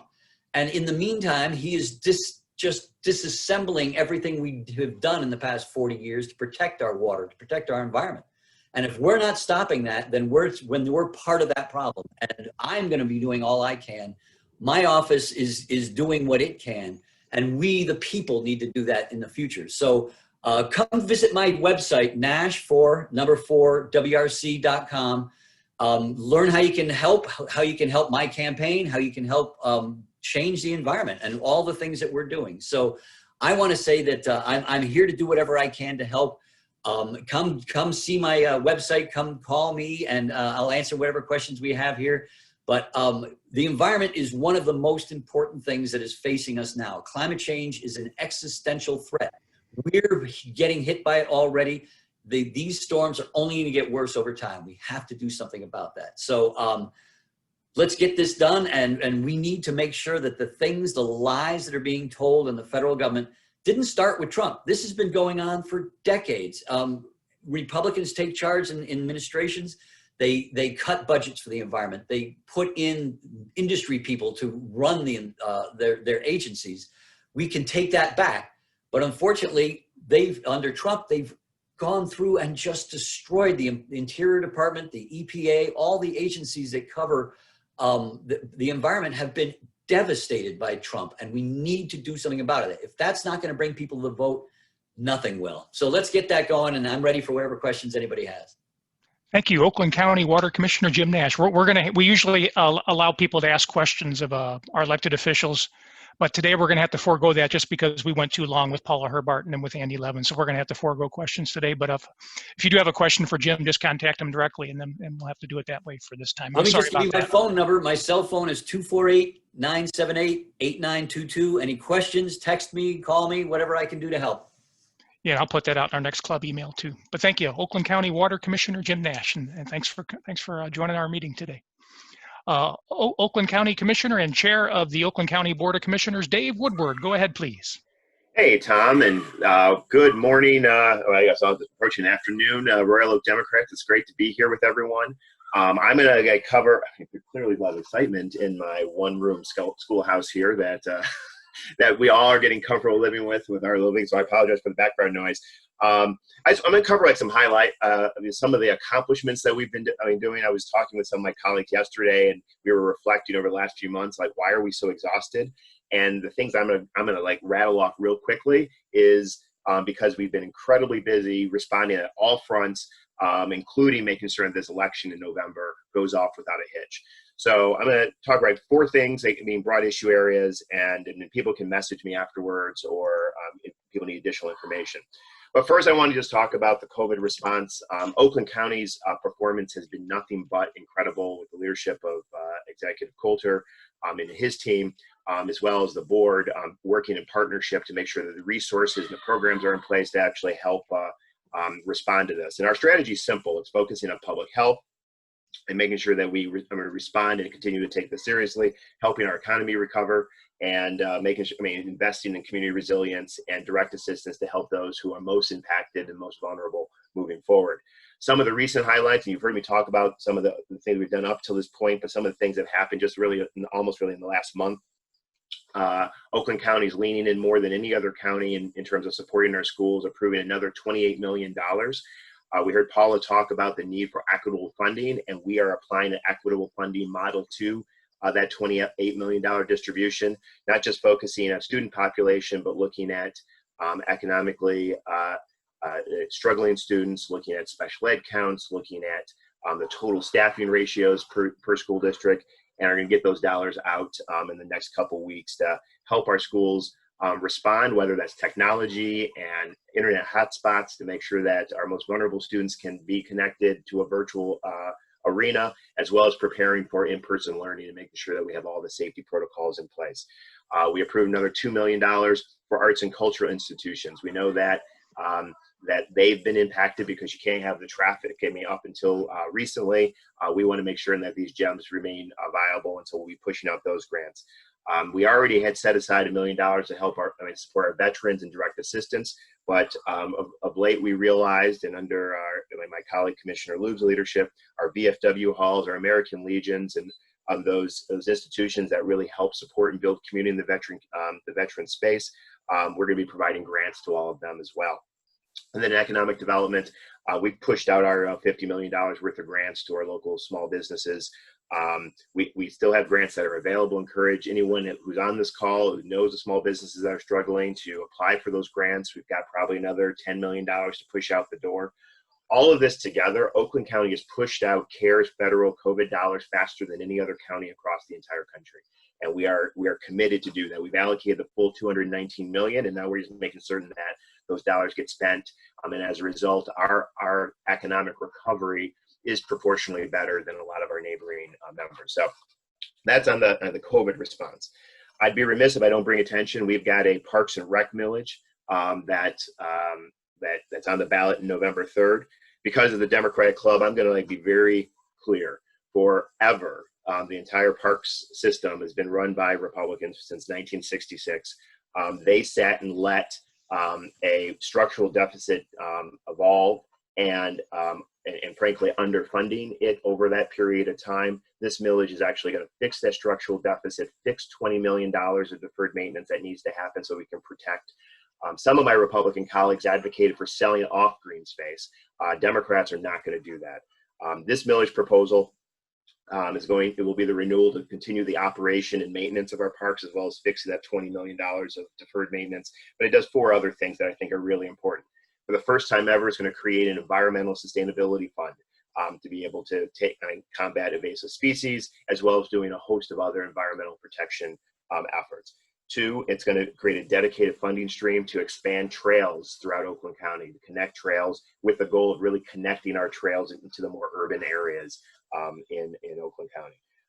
3, it's going to sustain and create a dedicated funding stream to support community partnerships, very much like we were able to do with Normandy Oaks here in Royal Oak. We want to be able to create those type of community park partnerships with our local communities all over the county. And lastly, it's going to be able to provide free day use passes for seniors, veterans, and people with permanent disabilities all across the county. It's a win-win. People ask, what's the net impact? Well, I'm at a $200,000 house. The net cost of this is $12 above what we're currently paying. And we're able to do all those things. It's absolutely critical that we get that park operating millage approved November 3rd. So please spread the word. I'm happy to report that the Oakland County Democratic Party has endorsed it as well. And we're going to see more and more communities do the same. I want to give a brief election report. From the primary, Oakland County has been recognized nationally in terms of our response and preparedness for the COVID, running an election during the pandemic. Aside from making $50 more per election worker payments available to help attract workers to work the polls. I know a lot of people on this call volunteered to work the polls when some of our elderly members found it less safe to interact with the public, random public that way. We're going to be continuing that in November, supplying all the necessary resources to help support our election. But the thing I really want to highlight is that Oakland County hosted the largest absentee voter counting board in the history of the state of Michigan. 50,000 ballots were counted by 3 p.m. on election day, to the point that the people who were counting and the team we had recruited, we had to roll in TVs because you're not allowed to leave before 8 p.m. And the vote, the show of choice was, Golden Girls and Murder, She Wrote, that we had to entertain folks. So we have the capacity to do more. That was 16 communities that we did all those, including Royal Oak. And we'll be doing more going forward so that we not only have good results by election day, but we're able to do so in a way that doesn't overwhelm the system. And that's a testament of our entire elections division in Oakland County that spared no expense to make certain that we run these elections fairly, safely, securely, and as healthy as possible. And the last county issue is we've got a budget that we're getting ready to adopt, near $1 billion budget that was proposed by our county executive. Zeroing in on expanding public health and improving healthcare access for everybody, focusing on environmental sustainability, investing in our community infrastructure and education. You've heard Coulter talk about our Oakland 80 initiative to ensure that 80% of our population has a post-secondary education, skill, degree, certification, etc. That's how we're going to drive the economy moving forward, and we're going to use the resources of our $1 billion to help move all of things forward. And so we'll be approving that later this month. That's the difference of a Democratic majority. And so, I'm just going to wrap up by saying, from a campaign perspective, that we all know about the passing of former Royal Oak City Commissioner Kim Gibbs, was my opponent in November. There was question whether or not the Republicans would put up another opponent. They have, and it won't be a surprise of who it is. It is Pam Lindell, who ran for city commissioner. She claims to be a lifelong Democrat. She is not. But as a result, we have a campaign, and we don't want to take anything for granted. We feel good, but I'll be reaching out for help in that campaign, because we've got to keep the majority. And my colleague Penny Lubes, a top priority, as well as the other 3 members that helped give us this majority. But we have an opportunity to pick up additional seats. Folks' names you're going to hear through email and other things: Kelly Dillahay, the Birmingham Bloomfield area; Melanie Hartman in the Rochester Hills area; Tim Burns, who's a former commissioner in the Troy, Rochester areas, and others. We have an opportunity to pick up seats. And so got to lock down this race because it's definitely strategic on the Republican part. They're trying to build up her name to run for city council in the future, as well as try to distract me so that I can't focus on the main prize, which is holding the majority. So we're going to do everything that we need to do on the front end and to protect this seat, but be focused on the majority. So I'm done. Thank you, Oakland County Commissioner Dave Woodward. Thank you very much. All right. Royal Oak City Commissioner Shar Douglas, go ahead, please. Thank you, Tom. There's a couple of other commissioners on in the meeting today, and I expect they will add to what I'm going to say. I'll just touch on the Kim Gibbs story. We hear third hand that her family is going to be holding a private memorial service for her sometime later this month. That's really all we know. There's also a GoFundMe campaign, and the campaign would pay for a garden, some plantings in a Royal Oak Park. If people are inclined to support that, you can go to GoFundMe, and I suspect search for her name. The commission meets this Monday. We will be discussing how to fill that position. It's an open discussion at this point. Commissioner Perush introduced it. Commissioner DeBuck and I supported the motion. I will say for myself, I favor an interview process. In the past, we've gone to former commissioners, and asked them to fill out the office without intending to run again for it, although happily Commissioner Perush went back on her word and successfully ran for the office. But I would like to see us, and I've advocated for this in the past, have an open interview process. So I expect that at our meeting on Monday, we'll be talking about how we go about that. And then I'll yield to other commissioners for their reports. Thank you, Shar Douglas. State Representative Jim Allison, go ahead, please. Well, it caught me off guard because I thought Shar just threw it to her colleagues, but that's okay. I'll be quick. I know that Jim Townsend brought up the graduated income tax, which has been his pet project for the last 3 or 4 sessions in the legislature. It's still a project. It's still on the boards. I submitted the bill last year. It's like pushing rope uphill with the Republicans. We're never going to get a hearing on it in this session. However, when we take the majority in November, I thoroughly expect us to get some kind of action on it in the next session. I'll be looking for 2 new partners. Both of my partners on these bills, Representative Rebecca Warren and Representative Robert Wittenberg, are termed out. So I'm going to be starting fresh. I'm going to be looking for some first termers to help me push this thing through. But it's certainly not a dead issue. And I think when we get a majority, we'll have a little bit more influence. That being said, the legislature is still operating in COVID-19 mode, which means we are keeping social distancing, and the majority of us are wearing masks, which has dramatically affected how we do committee work because we don't have committee rooms. We don't have enough committee rooms large enough to handle social distancing and attendees. That being said, that is changing. We've got to get committees going. Committee activity is picking up. So it just means we're going to have committee meetings spread out throughout the day, probably maybe even some late nights. But that's okay. That's what we're here for. So I know this because I got notice late last week that 3 of my bills that have been languishing out there are going to be called for hearing next week. One of them is my anti-breed specific legislation, which I've talked about before, which prohibits a municipality from putting in a breed specific legislation on an animal. The other ones are 2 more recent bills, which changes the structure of how we put a personal property tax on heavy construction equipment.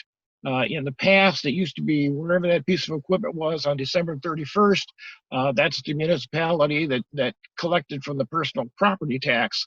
And ironically enough, not really ironically enough, but a lot of these pieces of equipment ended up in either communities that have a low tax rate or out of state and not get taxed at all. So the legislation I propose is actually change the structure. We're going to put a 2% tax rate, personal property tax rate that's on the equipment that will be visually passed on to the customer. The customer pays the bill now because the cost of that equipment and the cost of the personal property tax is all part of the rental rate, but not, it will show up. So we've got a lot of support on that. I think there's 17 or 18 other states that do it that way, and it's worked out well for them. So, other than that, campaign sign aside, I will have signs out within the next week or so, make those available. It's going to be kind of a low-key campaign. I'm concentrating my efforts and my dollars on absentee voters because I think that's the big number this year. So very abbreviated. I hope I got enough information out there. Thanks, Tom. Thank you, State Representative Jim Allison. Royal Oak City Commissioner Pat Perush, go ahead, please. Good morning, everyone. Just to follow up on Commissioner Douglas's comments about appointing in the vacancy for Kim Gibbs. The city charter requires the remaining members of the city commission to appoint someone to fill that vacancy for the remainder of the term. Kim's term would have ended in 2021, so we have another almost full year, maybe a little bit more than a full year of the term to fill. The charter doesn't specify how we do that, so we can, as we have done in the past, pick someone as just a placeholder. Mary Donegan was a placeholder, I think more than once, for the remainder of a term for someone who had to leave for whatever reason. In the past, we've also, because the end of the term was relatively short, just picked someone who we knew had experience in city commission matters just to hold the place and fill the seat until the next upcoming election. That person then can run again if they choose or not to. And that's how the process works. So we'll be working on that starting next Monday. I initially suggested to the rest of the commission that it might be a good idea to do it by application, and then, as Commissioner Douglas mentioned, by interview process, just for transparency. I think there are a lot of people out there who would be interested in filling that seat for a year, at least. A lot of very, very, very capable, knowledgeable people, I think, will be interested in doing that. So I think if we open it up to an interview and application process, and use that as a transparency model, I think that's probably the best way to go.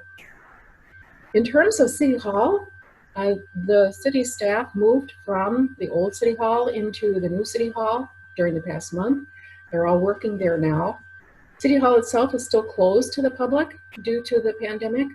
It is set to open to the public in limited circumstances very soon, as soon as the operational plan is approved by the state. It will be open at first only by appointment only, so that if you need to see someone, for example, in planning or the engineer's office or wherever, you'll have to call and make an appointment to come in. There will be social distancing, there will be barriers, there will be all of the safety protocols in place when the building finally does open, but it's not going to open fully to the public probably for quite some time, just because we can't have crowds and we have to be able to control who is there and how far apart they are and so on and so forth. The election procedures will be very similar to what they were during the primary. There will be drop boxes. There probably will be at least one new drop box closer to the new City Hall over on Troy.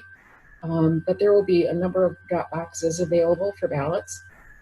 As soon as the new police station is open, which is set to open in October, the police department is going to move from the old police department across the street into the new police station. I believe their moving date is October 19th. Once that happens, of course, the buildings where they presently exist will be vacant, and the demolition process will start. The demolition process will start with a removal of all the asbestos and lead in the building. That's required by both state and federal law before demolition activities actually occur. So that'll be the first step, and then the demolition process will continue. As I mentioned in another meeting, don't look for a Palace of Auburn Hills demolition type process with a big explosion and all of that kind of stuff, because it would knock out probably most of the downtown if we did that. So it's going to be, with the machines and the claw things and everything, slowly bringing those buildings down. But that's going to start real soon. That'll start before the end of the year. So you might actually see that site cleared before January 1st, because it'll go quickly once it starts. So that's all the news I have. There's a lot of other exciting things going on in the community, but most of it is by Zoom because we can't have regular meetings in person. City Commission meetings will continue by Zoom for the foreseeable future. But there's processes to have public comment and all of that kind of stuff. So we're operating as normally as we can. So glad to take questions, but I know you've got other people that want to talk. So I will stop talking and let other people continue. Thanks very much, all. Thank you, City Commissioner Pat Perush. Yeah, we're going to have to forego questions for elected officials today just because the clock is a tyrant. Oakland County Commissioner Penny Lubes, go ahead, please. Morning, everybody. Our County Chair Dave Woodward gave a marvelous report, and I am so happy to be working with him. I will just tell you that Oakland County is working with the schools. Our health division provides guidance and resources and hired a staff person to be the intermediary. So we have school tool kits available. We'll have nurses in the schools, and we're presently reviewing what would be the best process to provide mental health services in the schools. Yesterday, we attended the opening of Holly Oaks ORV Park. Will officially open on Thursday. Admission into that park is $15 per car. So you're welcome to tow your ORV or your dirt bikes in, or they're available for rental. It was quite an exciting day. We were given tours in the ORV. So one of the drivers I had was a 15-year-old female race car driver from North Carolina. So I am quite impressed with the ORV park. I didn't realize that Oakland County has more ORVs than in the state of Michigan. So we continue to work with our seniors and our social isolation task force. We continue to work with our veterans. And bottom line is we're here to support people and provide services. Thank you. Thank you, Oakland County Commissioner Penny Lubes. And then finally, we've got Royal Oak City Commissioner Kyle DeBook. Kyle, go ahead, please. Good morning, everybody. A couple things to touch on. I know Pat had mentioned Dropbox. Your volume's really low, Kyle. You might want to turn it up a bit. Is it this now? Well, my kids are gone. Can you hear me better now? Yes. All right. So Pat had mentioned the drop boxes. I did text the clerk while we were meeting, and she has ordered one more to put outside the new city hall. The two that are already by the old city hall are going to remain where they are for the duration of this election. On Monday, we have our second reading on a ban on conversion therapy. We passed the first reading at our last meeting, so after that passes, I assume unanimously on consent, that will be the law of the land in Royal Oak, where the inhumane practice of conversion therapy will be outlawed in our city. The Commission on Human Rights, which we voted to establish a couple months ago, is still in the works. The city manager is directly involved in crafting that. So we should have some direction, some language on that coming in the next month or so. And I'm sure there's folks in the club that are going to be interested in potentially applying to serve on that body. And so we'll get you the information on that as soon as it happens. We also have on Monday, we're formalizing and strengthening Royal Oaks Environmental Advisory Board, which has evolved over the years from the Solid Waste Committee to really being an official committee to help inform and research good policy that we can enact as a city to make us a model green city in Southeast Oakland. So that's going to be, or Southeast Michigan, that's going to be their charge. And we're changing it from just a board established in policy to being established by ordinance. They're going to have actual legal authority to make recommendations and formal advisory documents to the city. So I'm really excited to see that become far more established as a city entity in law. And then we are, I'm sure you've all seen the news, considering changing the parking rules and the parking decks to eliminate the $5 flat rate and just go to 2 hours free with the standard hourly fee all the time. So that'll be great for library visitors and folks on weekend evenings that just want to stop downtown real quick. Then, lastly, on Kim's passing, it's a terrible tragedy. It's a really, really sad story. Kim and I and several of us obviously in the club didn't agree a lot on policy issues, but she did have an authentic desire to serve, and that meant different things to us. And but I never questioned her loyalty and commitment to the community. So it's a really tragic loss. It's been made even sadder. I'm sure you all have seen that those around her have been throwing around rhetoric trying to use her death as a political bludgeon, and I think it's just horrific. We as a city are going to pay tribute to her. I see that her family and some of her friends are doing something, but the city will take some formal action to honor her and honor her service. That is all. Okay, thank you, Royal Oak City Commissioner Kyle DeBuck. Candidates, if you're a candidate for something and you'd like to say a few brief words, please go ahead and click that raise hand icon and we'll call on you. I notice we have 2 judge candidates, so we might want to go ahead and do those first. Clarence Dass, why don't you go ahead, please? You're muted, Clarence. That's there you go. Total rookie mistake. I should have learned that by now, like eternity later. But good morning, everyone. I'm Clarence Dass. I am running to be your Oakland County Circuit Court Judge in the non-incumbent position this year. Thank you for putting up with me. It's been like a year since I've been talking to everybody, and you all hosted a wonderful candidate forum for us right at the beginning of this process. I've devoted my entire career to serving vulnerable victims, families, people fighting mental health addictions and opioid addictions, and immigrants.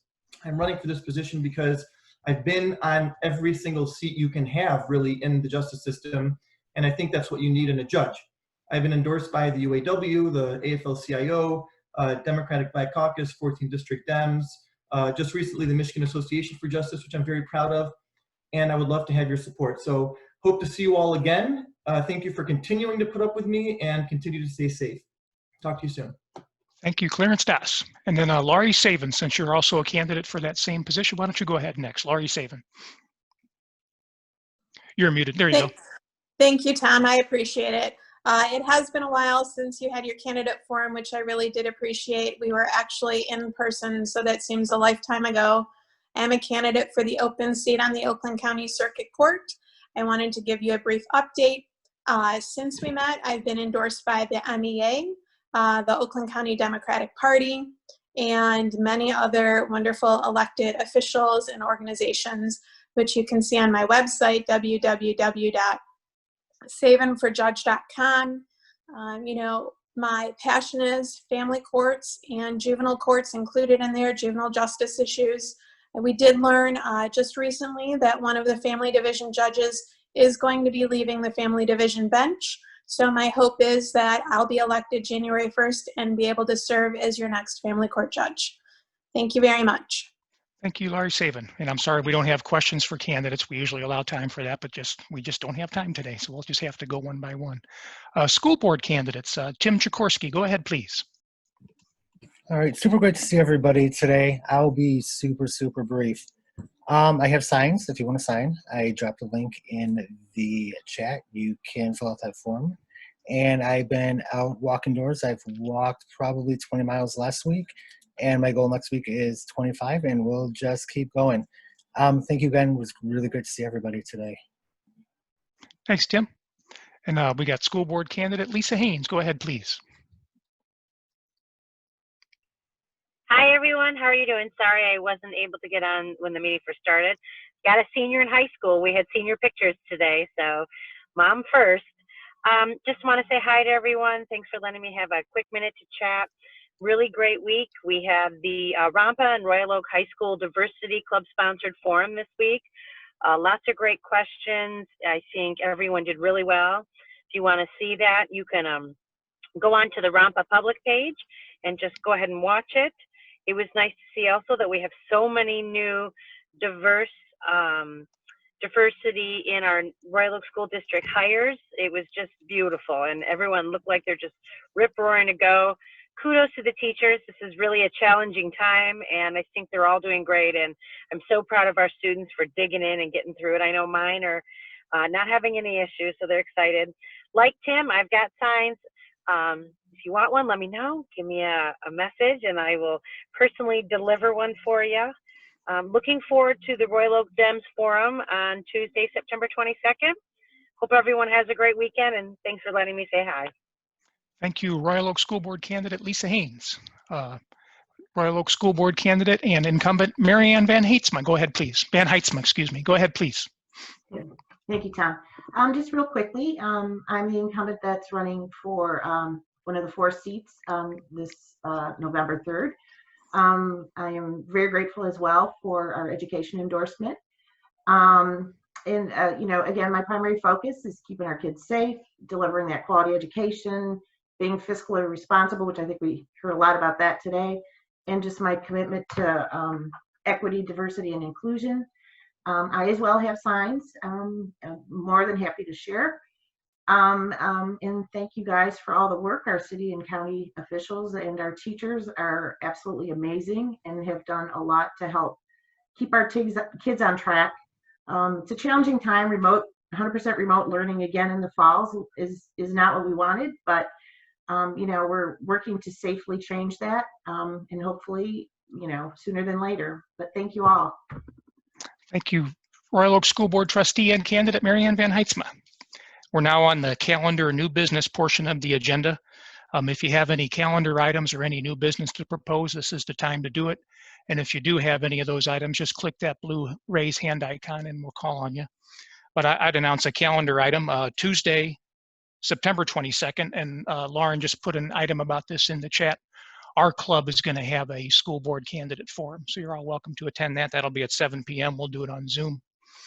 Just a note to board members, we're going to have a board meeting to come up with some questions for that forum. So be on the lookout for that email. And then at our next regular meeting in October, our guest speaker is going to be Lisa Zawaters from the Rampa Group, the Royal Oak Multicultural Parent Association. So we're interested in that. Alrighty, does anybody have any new business or calendar items they'd like to announce? Marianne, did you have a new item, or is it just your from your candidates? Okay, so Paula Martinos-Mante, go ahead, please. Thanks, Tim, or Tom, rather. Can you hear me? Okay, so I wanted to bring something up today. I know we're having a candidate forum on Tuesday, or sorry, a week from Tuesday. But I wanted to mention that the Greater Royal Oak Democratic Club knows Tim Chikorsky very well. He's been an active and extremely productive member of our Democratic Club, and now he's been a member of our executive board for quite a while now. He joined the race for school board late last year. He's been campaigning ever since. He's well versed in our Royal Oak School Board and has attended their meetings regularly. He's also had several endorsements, especially union endorsements, and he himself is a union president. We all know Tim. He's no stranger to Democrats. He's no stranger to this club. And for all these reasons, I'd like to make a motion that the Greater Royal Oak Democratic Club endorse Tim Jaworski today for the Royal Oak School Board position. Okay, so there's a motion that we endorse Tim Jaworski for Royal Oak School Board, sort of our favorite son candidate. Is there a second for that motion? If there's a second, just indicate by going like that. Penny Lube There we go. seconded in the chat. Oh, okay, Penny Lou second. Okay, so now let's discussion. So we're going to switch if you had your raise hand icon selected for a calendar item, just unselect it. Now we're going to have discussion over this motion that we endorse Tim Jaworski for Royal Oak School Board today. So if you have any discussion you want to add on that, please click that raise hand icon. Shar Douglas, go ahead, please. Yes, no disrespect at all to Tim and his candidacy and the work he's done on behalf of the club, but there are other candidates running for this office who are members of our club or identify as Democrats. The club has not held its own town hall on this subject. That's coming up on September 22nd, and I believe the club should wait until after its own town hall discussion to make an endorsement. So again, no disrespect to Tim, I'll be voting against this motion and we'll be following it up with a recommendation that at our next meeting, we conduct an endorsement or contemplate an endorsement vote. All righty. Is there any other discussion on the motion that we endorse Tim Jaworski today? If you have anything you want to add, click that blue raise hand icon. Kyle DeBuck, go ahead, please. I'm inclined to agree with Shar. We have 4 seats to fill. It would be great to have a Democratic slate. I don't understand why we'd be doing one endorsement instead of looking at the field of candidates and then picking the 4 so that they can all carry the label of the Democratic Club. And I think in order to do that, we need to hear from all those candidates and what they actually intend to do with schools. Like Shar said, there's several folks, Tim included, who are members of the club, who've been active members of the club. And that alone is, worthy of our support. But given that there's at least 5 Democrats running for the 4 seats, we should probably hear them all out, hear their vision for the school district, and then make a decision on endorsement. Okay, does anybody else have any discussion they'd like to add for the motion that we endorse Tim Jaworski today? Yeah, I'd like to speak to it. I urge a yes vote on the motion, and just because, this is a favorite son endorsement. Tim's been active in the club, and no other candidate has been nearly as active in the club as Tim has. He's been an active member of our executive board for years. He's an officer in the club, served as secretary for years. And he's been extremely, reliable and active. He's not just been a member. He's a person who initiates things and carries things to the goal line. And he's also treated his campaign for school board very seriously. He's attended school board meetings and educated himself on the issues. And I don't see any way where we're not going to endorse Tim. So I'd say let's just get this out of the way and endorse him and move on. And then in October, we can always consider endorsing other candidates after our school board candidates forum. But it seems obvious that we're going to endorse Tim. And if we can give him that extra nudge and give him that favorite son endorsement now, I think it's a good idea. Ian Duncanson, go ahead, please. Yeah, I would agree with Tom on that. I don't think it's necessary for us to think about this in terms of endorsing a slate of all 4 candidates that we recommend. I think that there's a lot more chance if we try and go by slate that we're going to have disagreement about particular issues, which could result in endorsing nobody. So I think it would make sense to endorse on an individual by individual basis up to 4.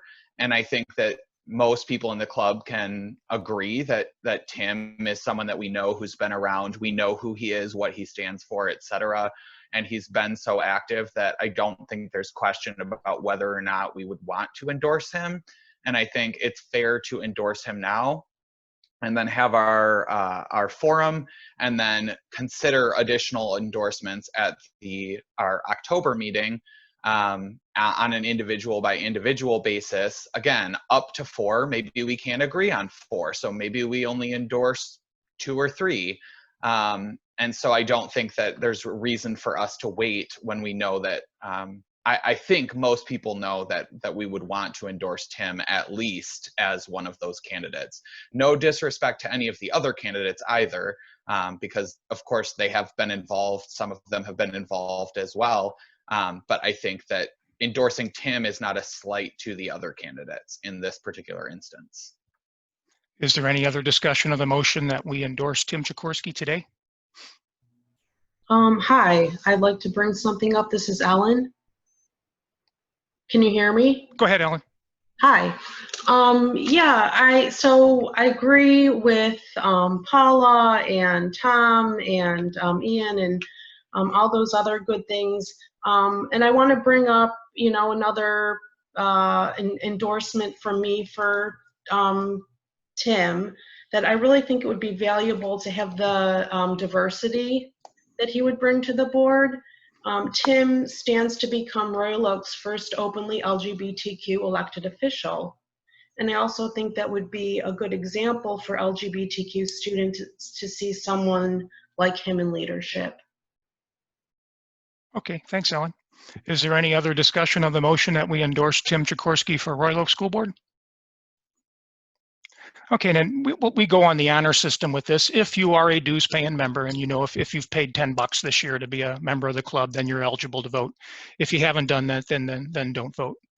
But if you approve of the motion to endorse Tim Sikorsky for the Royal Oak School Board, please indicate by clicking the yes icon. And you can get that by opening up your participants window and then click that yes icon. And if you're opposed to the motion, please click no. But if you could go ahead and take a moment to vote.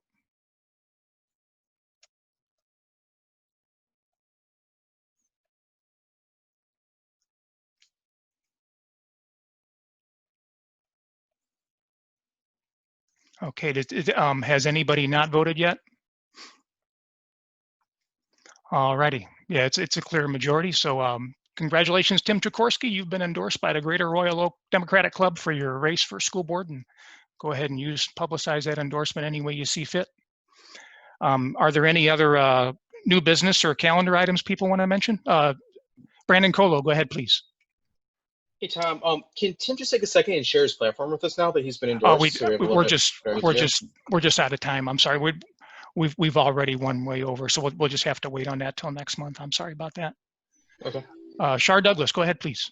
Yes, pursuant to club rules that we need to vote at a given meeting to conduct endorsements at the subsequent meeting, I would move that at our next meeting we contemplate additional school board endorsements and other potential related endorsements. That sounds. Anybody want to second that motion? Just indicate by waving your hand. There we go, Pat. Yeah, I'll second. I'm guessing we're all in it. Is there any discussion?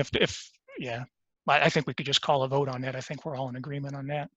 But if you approve of Shar's motion that we consider endorsements for school board and other elected offices next month, I guess the only thing we'd endorse on would be school board or for judge.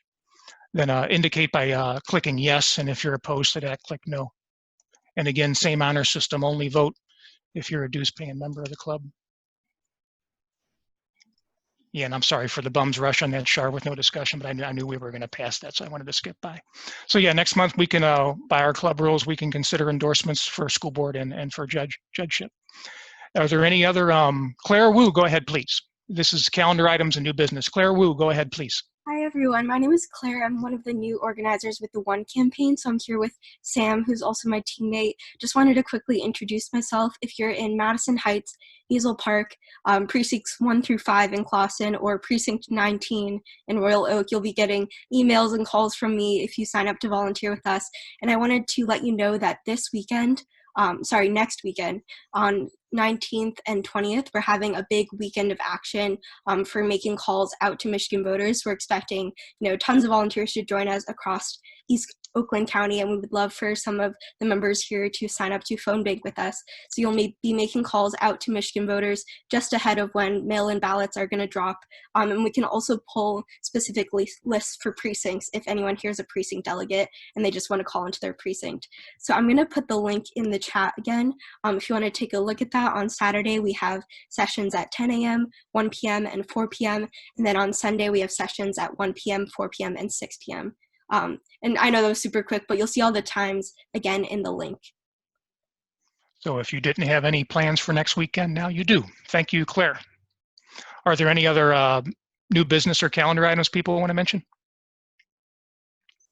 Alrighty, I would accept a motion to adjourn.